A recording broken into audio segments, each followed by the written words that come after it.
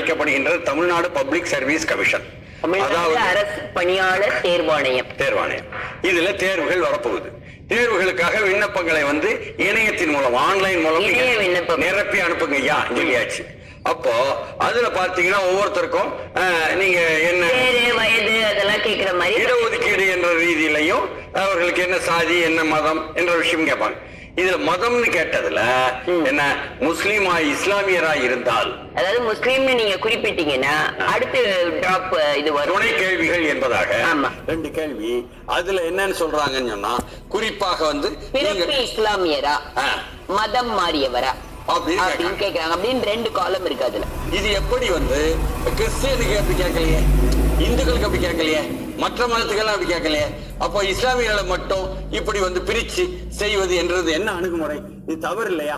நீக்க வேண்டாம் என்று தமிழ்நாடு பப்ளிக் சர்வீஸ் கமிஷன் என்று சொல்லக்கூடிய தமிழ்நாடு அரசு பணியாளர் தேர்வாணையத்தை நோக்கிய கேள்விகளை பாப்புலர் ஃப்ரண்ட் ஆஃப் இந்தியா கேட்காங்க.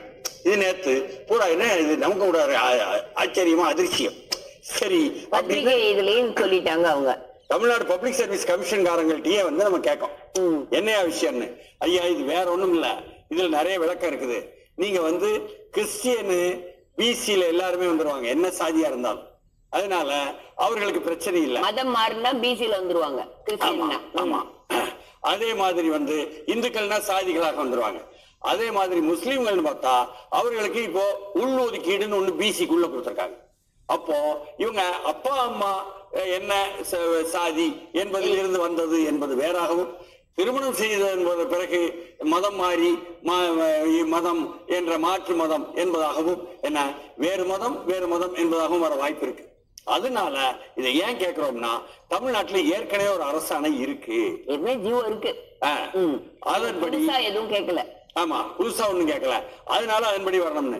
இது என்ன வில்லங்கம்னா இந்த சாதி பின்னணியை வைத்து பார்ப்பதா என்ன மத மாற்றத்தை வைத்து மட்டும் பார்ப்பதா என்பதை வைத்துக் கொண்டு மத பின்னணியை வைத்து பார்ப்பதா என்று உச்ச நீதிமன்றத்துல நிறைய வழக்குகள் எல்லாம் கூஞ்சி கிடக்கு. அந்த ஜீவோ என்ன சொல்லுது அப்படின்னா அப்பா அம்மா எந்த மதமோ அந்த அடிப்படையில் தான் இடஒதுக்கீடு அப்படின்னு அந்த ஜீவோ சொல்லுது என்று சொல்லுது. இதை இப்படி சூழல் இருப்பதனாலதான் எங்களுக்கு இப்ப 4 நாள் முன்னால உயர் நீதிமன்றத்துல ஒரு வழக்கு வந்துச்சு. இதே மாதிரி அருந்ததி சமூகத்தை சேர்ந்த ஒரு பெண்ணு அவங்க வேலைக்கு முயற்சி பண்ணி அவங்களுக்கு முஸ்லீமாக கன்வெர்ட் ஆயிட்டோம் திருமணம் செய்வதன் மூலம் என்பதன் மூலம் தான் முஸ்லீம் என்று போட்டுதான் அவங்க போட்டிருக்காங்க. அதுல 3 விழுக்காடு தான் முஸ்லீம்களுக்கு இடஒதுக்கீடு என்பது பிசிக்கு உள்ளுக்கு இருக்கு. அதுல இவங்களுக்கு கிடைக்கல. காரணம் என்னன்னா அது கட் ஆஃப் மார்க் அதிகம் 275 சொல்றாரு. ஆனால் என்ன இவருடைய அருந்ததி பின்னணி என்று பார்த்தால் 200 தான் கட் ஆஃப் மார்க். கட்டாயமா வேலை கிடைச்சிருக்கும்.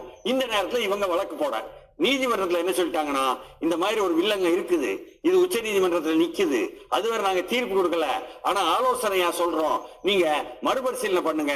அவங்க பின்னணியை பார்த்து என்ன அருந்ததி சமூகம் என்று பார்த்து அவர்களுக்குள்ள உள்ளொதுக்கீடு என்ற ஆங்கிள் 200 தான் கட் ஆஃப் மார்க்க அவங்களுக்கு என்பதனால இவங்க கூட வாங்கியிருக்காங்க என்பதனால இவங்களுக்கு கொடுக்கலாம் என்பதை நீங்க கன்சிடர் பண்ணுங்க என்று தமிழக அரசு கொடுத்திருக்காங்க.